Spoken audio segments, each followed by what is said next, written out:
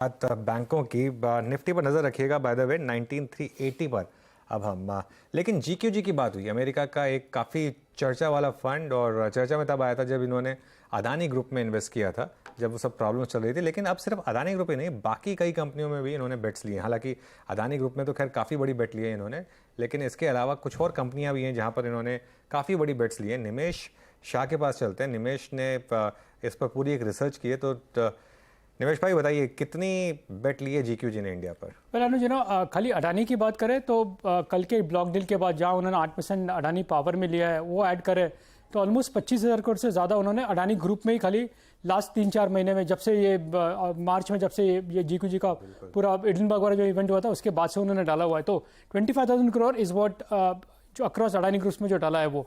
इसके अलावा अभी जीक्यूजी बियॉन्ड अडानी ग्रुप भी इन्वेस्टमेंट करना शुरू कर दिया है।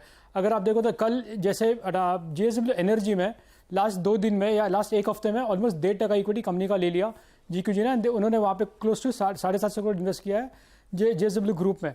सिमिलरली 1 महीने पहले इन्होंने इवन पतंजलि फूड्स के ओएफएस में 6% इक्विटी ली थी और वहाँ पे ऑलमोस्ट 2150 करोड़ रुपीज़ इन्वेस्ट किया था। तो अडानी ग्रुप में तो यस उन लोग इन्वेस्ट कर ही रहे हैं एंड वो पब्लिक डेटा है, बट बियॉन्ड अडानी ऑल्सो अभी उन्होंने इन्वेस्टमेंट करना शुरू कर दिया है। अगर आप इवन अडानी ग्रुप देखो, जैसे मैंने बोला कि 25,000 करोड़ उन्होंने अडानी ग्रुप में डाला है। अडानी ग्रीन में उन्होंने कम से कम 4,000 करोड़ डाला है। अडानी एंटरप्राइजेज में 5,400 करोड़ है। अडानी ट्रांसपोर्ट अडानी पोर्ट्स में नियरली 5,300 करोड़ है।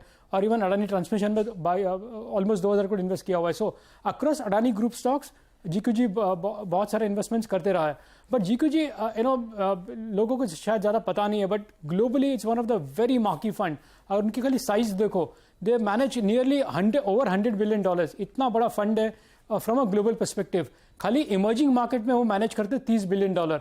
इवन इन ग्लोबल मार्केट्स में वो $30 बिलियन मैनेज करते हैं। खाली इमर्जिंग मार्केट फंड को अगर आप देखेंगे, इमर्जिंग मार्केट फंड में इंडिया का पोजीशन सबसे ज़्यादा है। द इंडिया वेटेज जो होता है कंट्री एलोकेशन जो है वो ऑलमोस्ट 35%, 33.5% है in that emerging market basket. So वो समझे दैट एक्चुअली एक्सप्लेन कि कितना बड़ा फंड है और उसमें से कितना बड़ा एलोकेशन उन्होंने ऑलरेडी इंडिया में डाल के रखा है। In the emerging market fund, उनका जो इमर्जिंग मार्केट फंड है जो नियरली 1.5-1.7 बिलियन डॉलर का है, उसमें टॉप 10 होल्डिंग्स में 2 इंडियन कंपनीज है एंड वो है आईटीसी और एचडीएफसी बैंक। अगेन दोनों मार्की नेम्स है। इन दोनों में इन्होंने काफ़ी पैसा भी बना लिया है लास्ट काफ़ी सालों में। In fact GQG was the first to buy into ITC Anuj, आज से 2 साल पहले जब 220 का भाव हुआ करता था। So again he is gone right in identifying the right stocks at the right time. So बड़ा फंड है, बड़ा इन्वेस्टमेंट कर चुका है। बट अभी बियॉन्ड अडानी ग्रुप ऑल्सो भी, जैसे जेएसडब्ल्यू एनर्जी है, जैसे पतंजलि है, उन्होंने डाइवर्सिफाई करके अलग इंडियन कंपनीज में भी इन्वेस्ट करना बहुत जोर से शुरू कर दिया है। बेचा भी क्या उन्होंने रिसेंटली, या फिर कुछ वो सुनने में आया हो कि बेचा भी है, उन्होंने चर्न भी किया है। उनका इंडिया पोर्टफोलियो बहुत ज़्यादा पब्लिक डोमेन में नहीं है, तो वो बहुत डिफिकल्ट हो जाता है टू पिन पॉइंट करना कि कहाँ एग्जैक्टली उन्होंने बेचा है। बट डेफिनेटली जो मुझे अंडरस्टैंडिंग है, उन्होंने काफ़ी सारा चर्न किया भी है। काफ़ी बैंकों में से उन्होंने अपना पोजीशन स्ट्रिम किया है। एंड अगेन बिकॉज 35% ऑलरेडी वो ओवरवेट है इमर्जिंग मार्केट बास्केट में। अगर उनको और अडानी ग्रुप या और कोई स्टॉक्स लेना है तो उनको कहीं और कोई ट्रिम तो करना ही पड़ेगा, बिकॉज एक लेवल के आगे तो वो इंडिया एक्सपोजर बढ़ा भी नहीं सकते। तो थोड़ा बहुत ट्रिमिंग किया है उन्होंने, मेरे हिसाब से बैंकों में ट्रिम किया है और बाकी सब जगह पे वो ऐड करते जा रहे हैं। बिल्कुल, थैंक यू निमेश। बड़ी इन्वेस्टमेंट इंडिया में।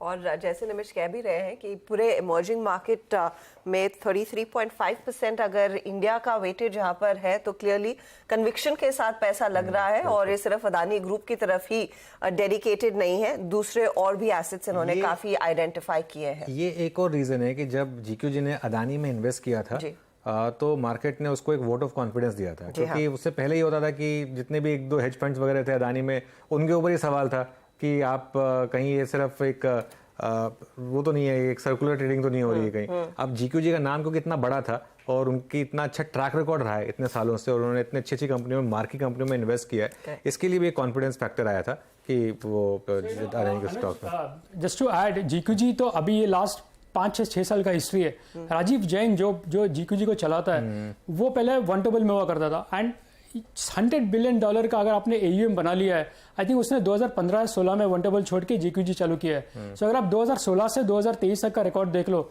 इन a short span of 7 years, अगर एयूएम आपने $100 बिलियन का ग्लोबली बना लिया है, that speaks for the man कि उसका कितना पोटेंशियल है, और उसने actually he had a very good track record in interval as well, right? So वो भी एक बहुत बड़ा एडवांटेज था दैट बहुत सारे ग्लोबल फंडों ने इनके फंड्स में पैसा डाला हुआ है।